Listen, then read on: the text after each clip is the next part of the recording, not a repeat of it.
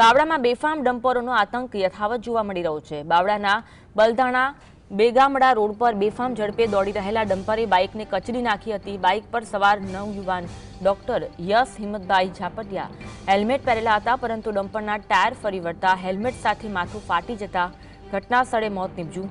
અકસ્માત સર્જી ડમ્પર ચાલક વાહન મૂકી ફરાર થયો હતો। ઘટનાને લઈ લોકોના ટોળા એકત્ર થઈ ગયા હતા।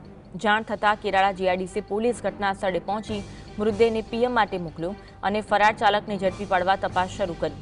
ઘટનાથી સમગ્ર વિસ્તારમાં શોક ફેલાયો છે। આજ અંગે વધુ વાત કરીશું। સંવાદદાતા કાળુભાઈ અમારી સાથે ફોન લાઈન પર જોડાયા છે। કાળુભાઈ, ઘટના અંગે માહિતી આપશો। બલદાણા બેગવડ ચોકડી રોડ ઉપર એક અકસ્માત સર્જાયો છે, જેમાં ડમ્પર ચાલકે બાઇક ચાલકને કચડી નાખ્યો છે। બાઇક ચાલકે હેલ્મેટ પહેર્યું હોવા છતાં તેનું માથું ફાટી ગયું હતું, ઘટના સ્થળે મોત નીપજ્યું હતું।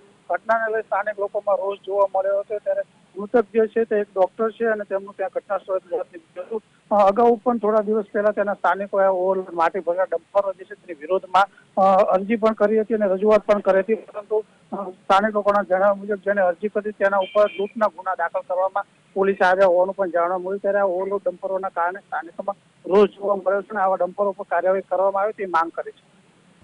આભાર માહિતી આપવા માટે।